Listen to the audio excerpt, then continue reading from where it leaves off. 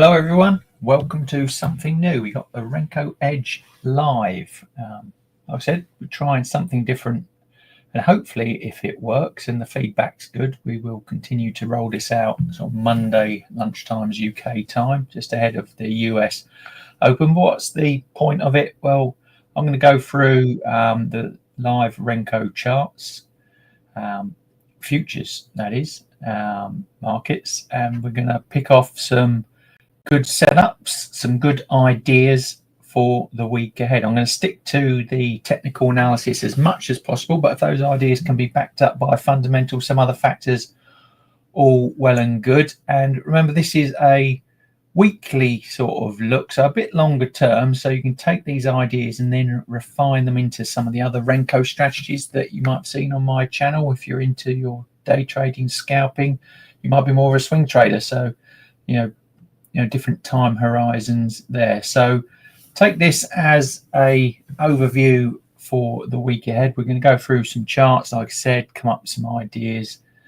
You can put comments in the section that you see there, and I will try and answer as we go along if we have the time. If not, I'll try and get back to you after that. So I think with all of that, we should crack on. And what I'm going to do first of all is just cover off the markets that we will be looking on a weekly basis. So I'm going to share the screens with you now. Let's jump into this screen. Now, I know it's quite small at the moment, but I'll talk through it, don't worry. This is the list of markets that we will be looking at. So quite a few. We're covering off Forex futures, grains, cattle, metals, energy, stock indices. They're all in there. I just wanted to go through how they've been performing to start with.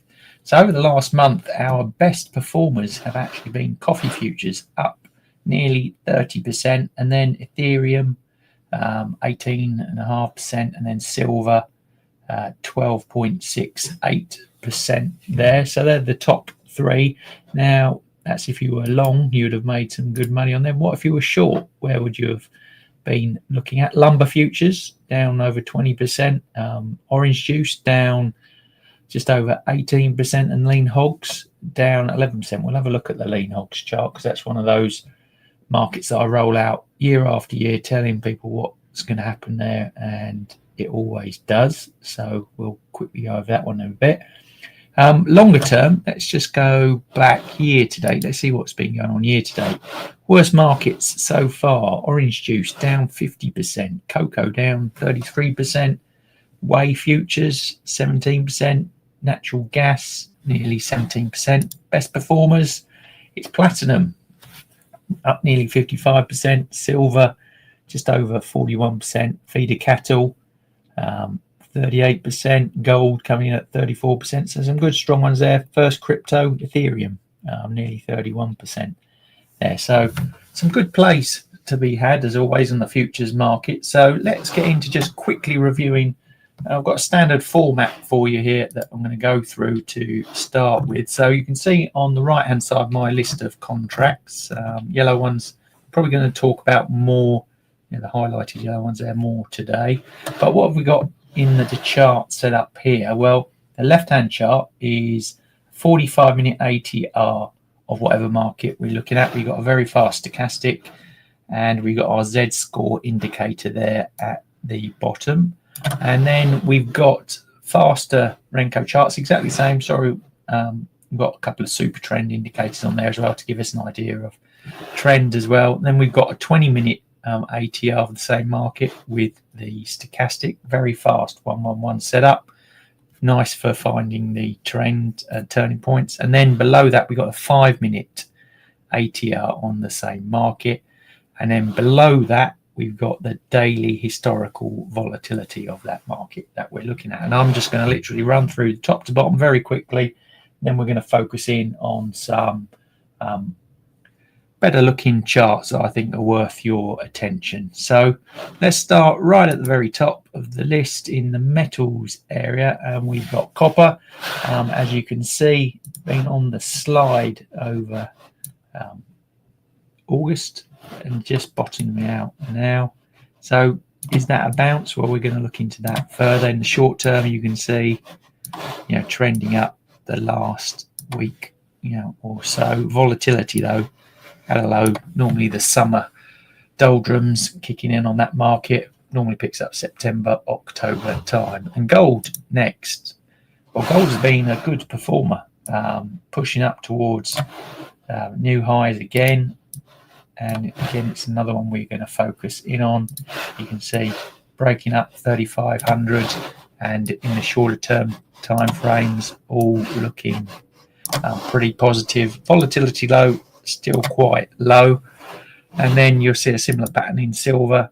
Next up, again, you can see those highs being broken, $40.50, and everything lining up still for, good bullishness in that market. Platinum pulled off quiet there. If we're adding up all the different charts, it's looking short-term bullish at the moment there for platinum. Palladium, well, this is a more interesting one. Maybe we've got a sort of a heads and shoulders type setup here, and if we have, we could be looking at palladium back down to the sort of 920 sort of mark.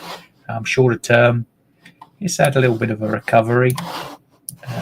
Volatility still low, but like I said, it's looking quite weak there. And then we've got a bundle of FX futures. You can see ABC, it's Australia, pound, Canadian, Japanese, Brazilian, Mexican, Swiss, and South African. So what I'm going to do here is I'm actually going to switch to another chart type here, where I've got the chart set to 15-minute and 45-minute ATR, the same stochastic indicator, but at the bottom I've got some currency strength indicators. Now I've switched to this chart, A, because of the currency strength, and B, not so volatile these Forex markets, so we want to try and get a trend picture out of it, see what's going on, so hence the flip to this setup. It's all quite standard, simple moving average on there, set to 7. We got some Donchian band breakouts there, set to 2.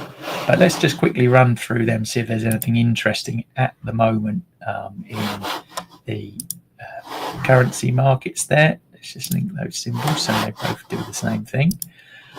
Australian dollar looking reasonably strong for the last week or so. Actually, if we pull it back a little bit more, you can see some more strength. What we're going to see here is probably the factor that the US dollar has been weakening off.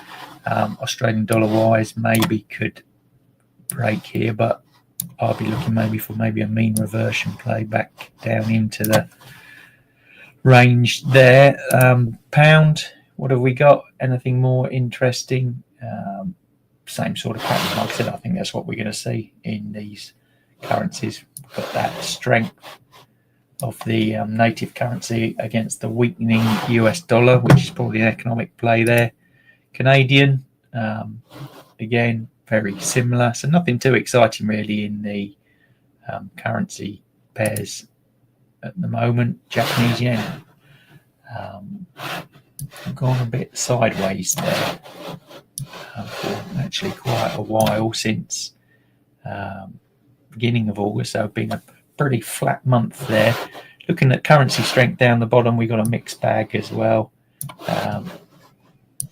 US starting to pick up a bit stronger in the longer term. Japanese stronger in the shorter term. So pretty neutral there. Moving on to Brazilian real, not a very exciting picture, I'm afraid there.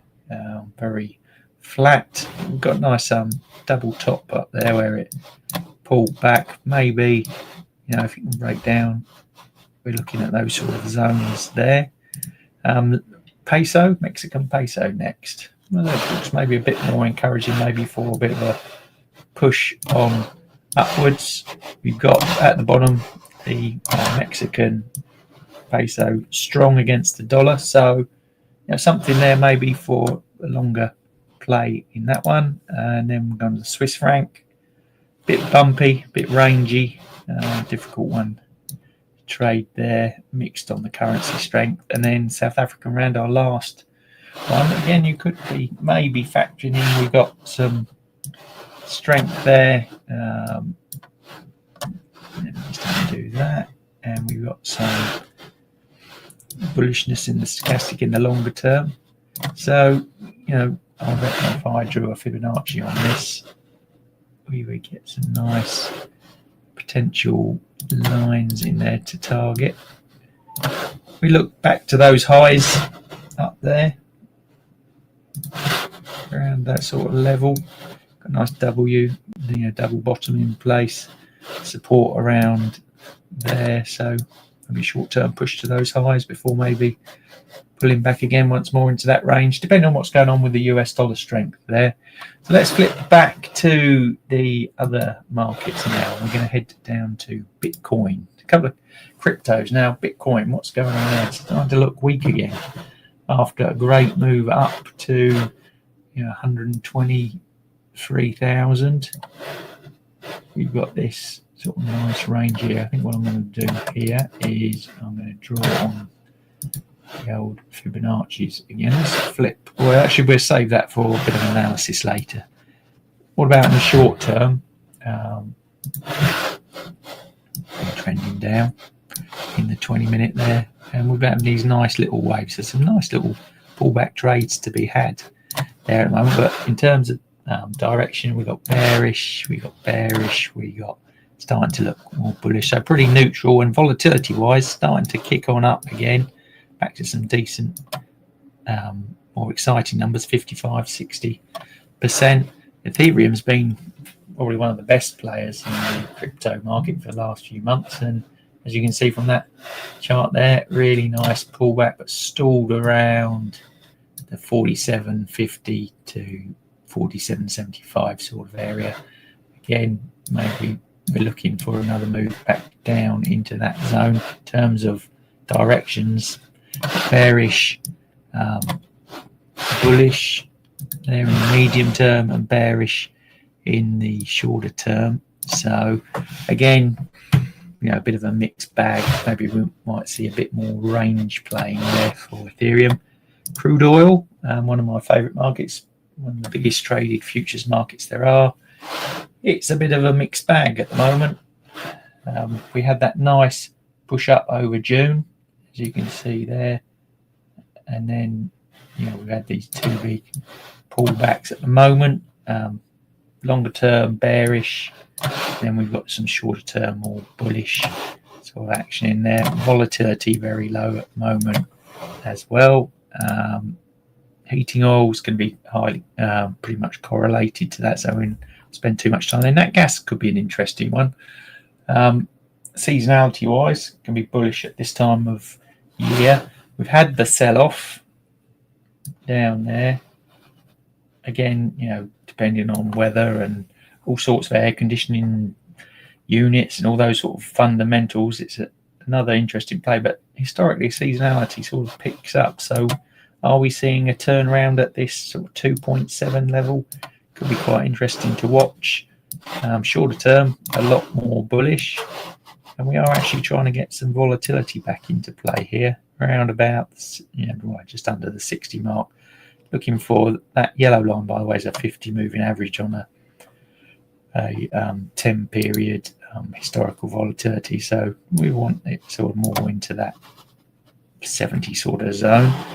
RBOB gasoline, similar sort of picture. Then one of the best markets in the indices today is the S&P 500. As you can see, it's been a very one-way street for a lot of months now, since May. Short-term wise, we've still got sort of weak bullishness in play. Last week or so been a bit weaker, but everything is lining to the upside still. And we'll go into this one in a bit deeper in a minute. But volatility, pretty low, only 11-12%, so very quiet there. But it has been the summer season. We're now into September, October, so hopefully things might pick up a bit. Nasdaq 100, tech stocks, similar pattern.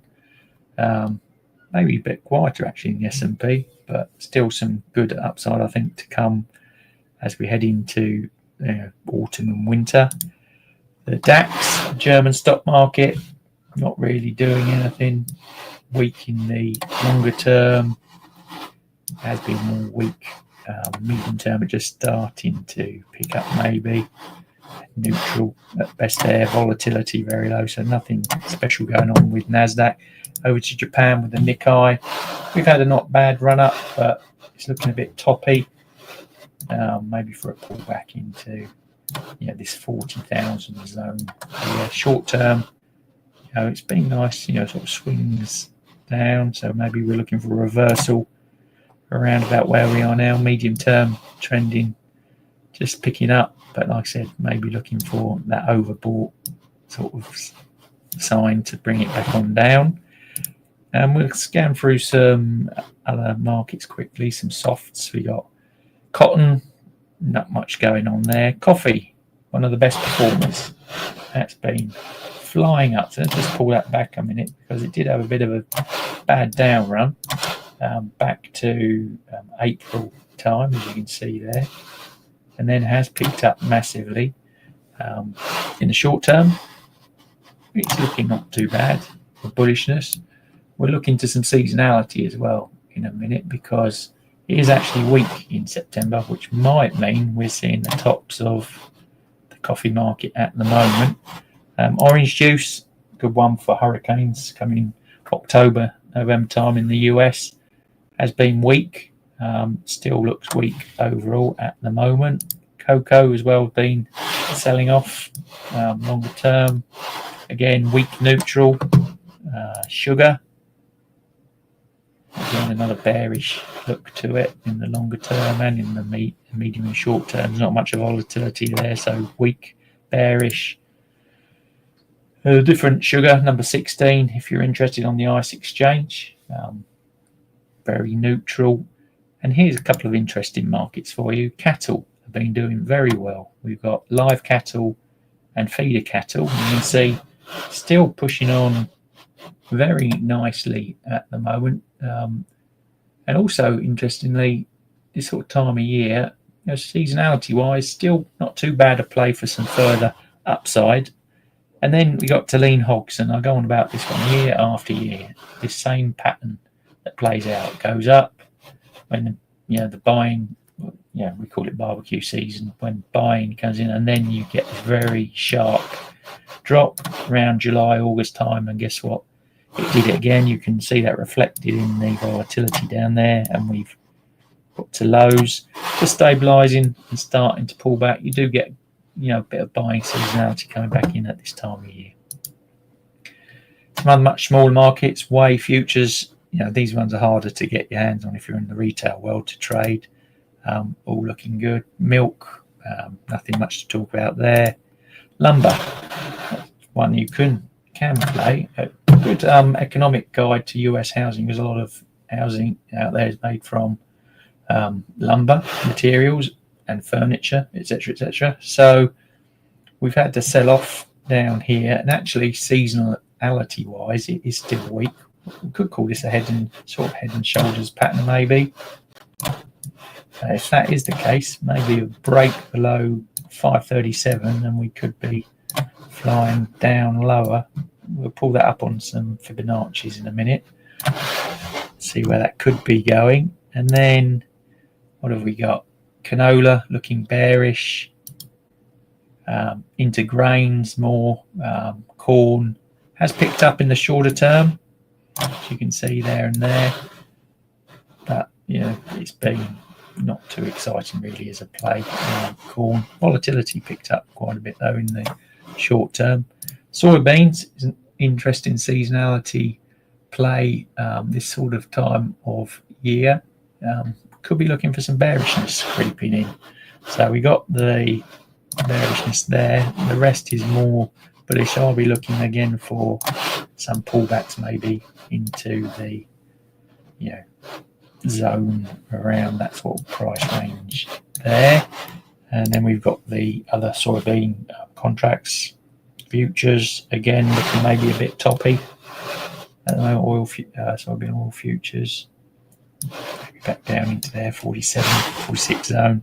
Meal, similar sort of pattern, maybe a bit heady. there for another move down to 275. Last few contract oats, very range bound. And what have we got? Rice. Sometimes rice this time of year can be quite positive, and we've had that pullback there, so maybe that's one. Maybe it's bottomed in there at the moment, looking for a push back and upwards. And finally, wheat. I wouldn't say too exciting this time of year. Maybe bottoming out here, 500 sort of mark. Maybe a bit range bound. Maybe shorter term, looking bullish. Volatility not very exciting there. So let's pick off some particular examples then, just to narrow it down and get into a bit more detail for you.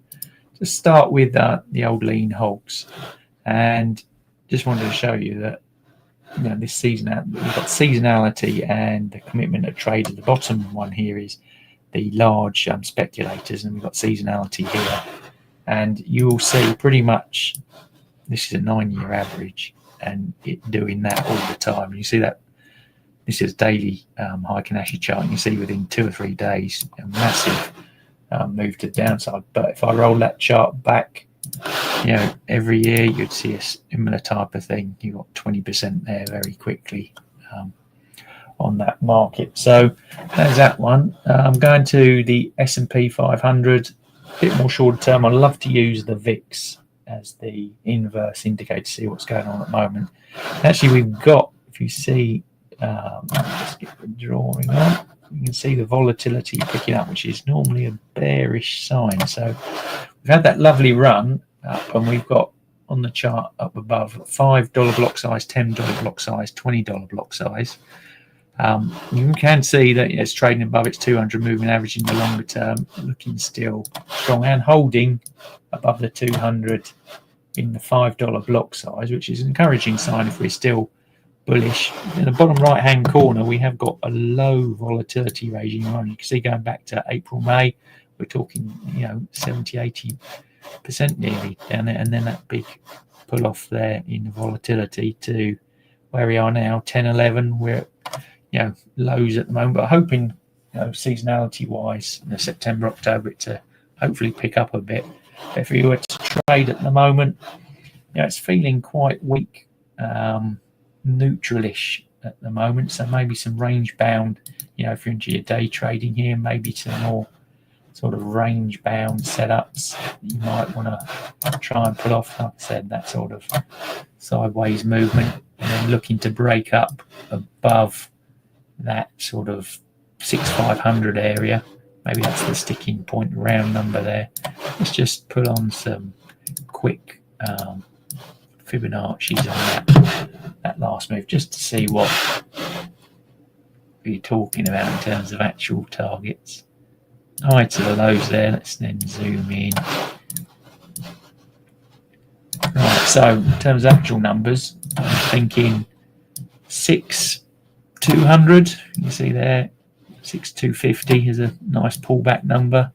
Support number maybe for a bounce on back upwards. Got to break through 6,500 to get up to the late 6,800s and 6,900 as its next downside. A further break lower though, we can be back down to that 200 moving average and the 6,000 zone. So what else could we pick off very quickly? Let's go to this is copper. Let's just quickly talk about copper, because we've seen that pullback. And what I've got on here, I've got a 45-minute copper chart, ATR. We've got a 3-hour one for a longer term trend. This is a good setup for swing trading or breakouts. Got some moving average bands there, so we can see where we are in the scheme of things. We've got the Z score at the bottom. We got an RSI, fast RSI, looking for above plus minus 50 for potential entries, and we've got stochastic tail by timing in there. What can we see here with copper? Well, obviously short-term upside there that we've got going on, and you can use the this sort of range that we've seen here to come up with targets for And what you can do with Fibonacci and Renko is once you've drawn on your first, I suppose, call it your market filter for direction, and put the ranges on there, we can actually break it down even further by these different zones. So you can take, say, like the key Fibonacci one and draw it to the low to bring out a set of numbers, or use that range for tighter numbers. Let's take the 38.2 because it's one of the most important numbers. Take it down to there, the low, and now we've got ranges in for our price target, stop losses, stuff like that. We can see pullback zones targeting this sort of 4.77 area, and then up to 496. But we can then translate that into the shorter term. Like I said, at the moment, everything looking bullish in that shorter term with that 0.01 block size. But you can see you could then overlay that shorter time frame setup, which was 4.96 to 4.37. So you could, like I said, just pull on the chart, find 4.96 roughly there, 4.37. Let's go to the lows there, and then all of a sudden you've got a nice framework for potential zones in which to target, support and resistance, that sort of thing. So gold I was liking. Let's quickly look in there. Let's see where gold could go to in the shorter term. Let's just draw the highs and lows Fibonacci wise there. Oh, that's the wrong one. That one there. Pull that back out, max it out a bit. Where can we be looking? Well, if we can still keep on pushing, then we're talking, I suppose you're going to have to pick off the 3600. Likes the round numbers, gold. 3600, 3650. The upside, downside pullbacks. We got this nice Fibonacci zone 3500. Say I told you it like the round numbers. And then again, key Fibonacci's 3500, 3450, 3475, 3400, 3450 there. Downside pullbacks, but talking of direction at the moment, all nice and bullish. And if you're wondering where it could go longer term, again, take those Fibonacci's. Let's just take the high, because we're at record numbers at the moment, to that low of that trend. And something a bit more extreme maybe, it's actually marrying nicely into the shorter term. 3600 I would say is a potential zone there. What else could we look at? Bitcoin. Let's have a quick snap at Bitcoin. Like I said, it's looking weak at the moment. Let's do that, see where it could be going down to in the longer term. A break here, potential targets around 105,000. That's a lot longer term. Shorter term wise, got it. Let's do this.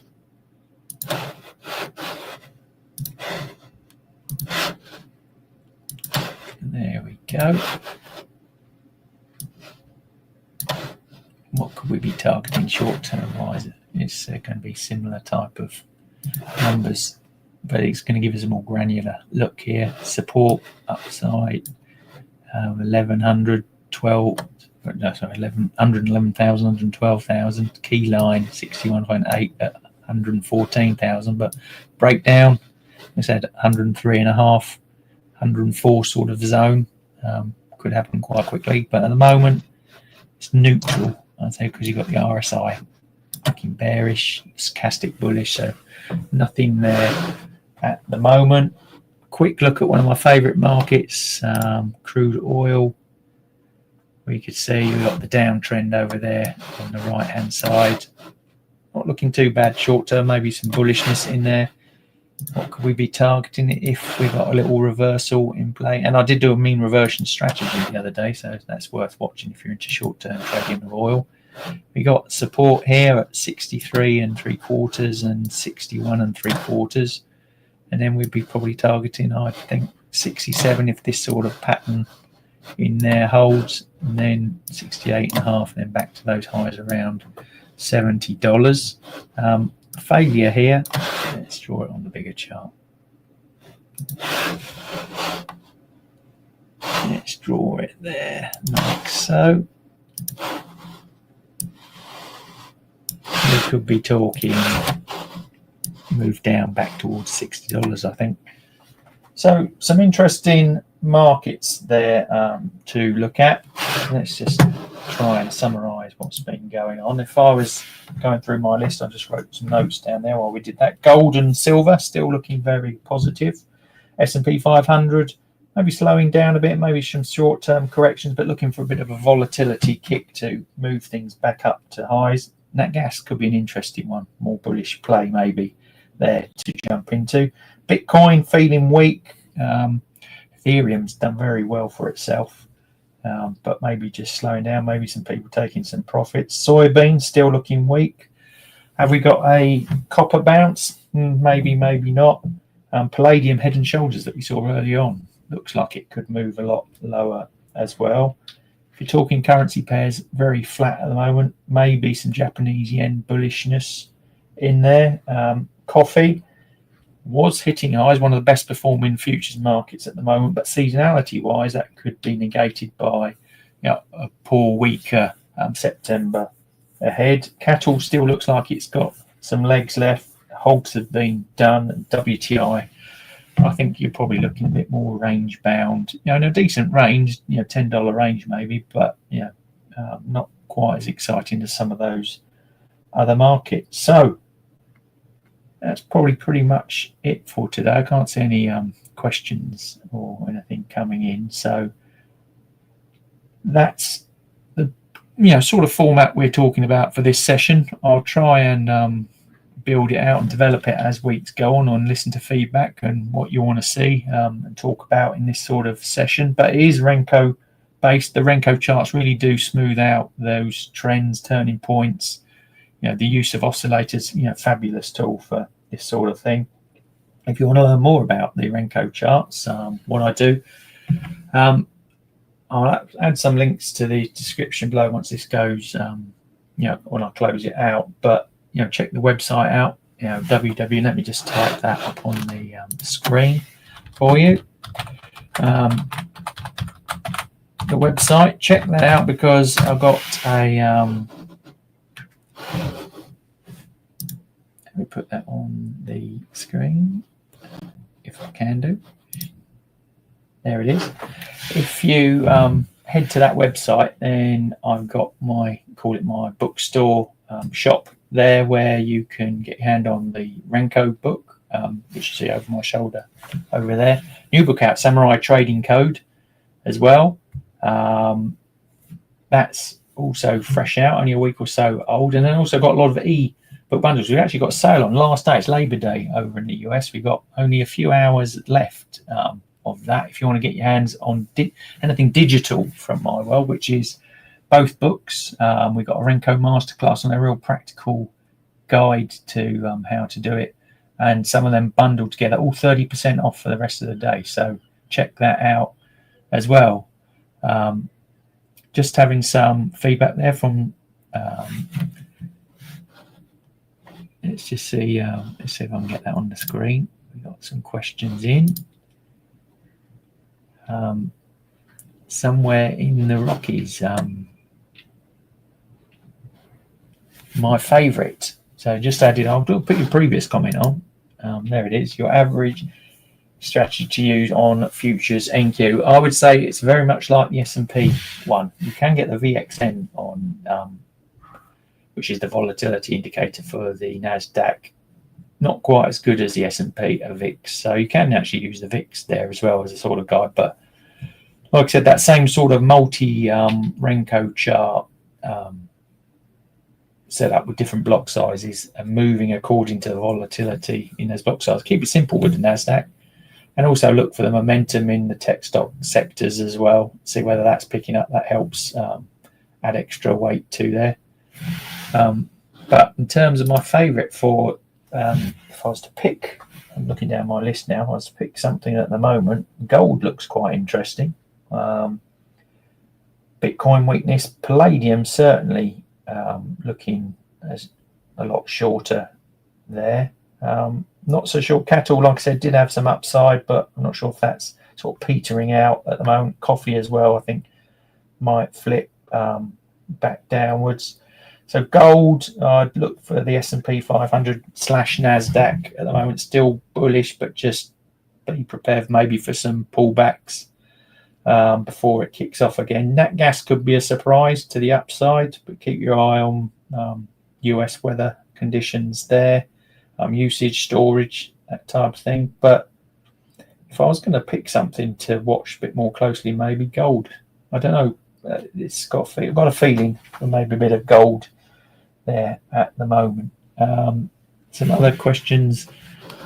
Let me just show. We've got from here Abhinav saying, "Sir, can you help build a Renko setup?" Also, well, there's loads on the. I've got a playlist out on the YouTube site, so check that out there. I think it probably covers pretty much all you can do. And then if you really want to get into it, like I said, that book over there, it's got strategies galore for you in there to take and build out, plus the new ones that have been coming out. And just last week I've put in some good swing trade strategies out there, and also some, well, a mean reversion one on crude oil, but you could also use that on the S&P as well. Gold as well would be very useful too. So there you go. That's this week's format. Hope you have enjoyed it and found it useful and can take some of that away with you into your own world of trading. I love the Renko charts, really powerful, really good stuff. And check out my other stuff that I've got going around as well. And if you put some comments in the feedback with suggestions around what you'd like me to do and see in this type of setup, then I'm always very adaptable and open to change and ideas. So love to hear from you there. So just ending up with a quick question again from Abhinav asking about my super trend setup strategy settings. The super trends were, for your information, set to 14 2.5 and 7 1.5. I'll just ask that Abhinav as well. Is that willing to get my own Renko set up under your guidance? Well, I actually just started today. We actually kick off our Elite Trader training program, where I'm personally mentoring people to do this sort of stuff. I don't rarely build out one-to-one strategies with individuals, just for many, many reasons, and that's why I put it all out on the YouTube channel so you can pick it up and use it yourself. So the stuff out there is stuff that I use on a day-to-day basis, so you don't really need to like I say, speak to me one-to-one. The book, like I said, over there, it's only been out a few months, and it really is, it takes you through all you really need to know about setting up a Renko type trading system. It's not just about the Renko strategy, psychology, risk management, trade management, performance analysis, automation. It's all, like I said, it's all in that book. So give it a check out. It's available in paperback, hardback, ebook format, so it's there for you. So there you go. I think we'll call that a day today. I hope you found it useful. Love to hear your feedback in the comments, and if you've liked the video, give us a thumbs up. All helps the channel. Thank you for joining me today, and hope to see you again this time next week. So see you later. Thank you.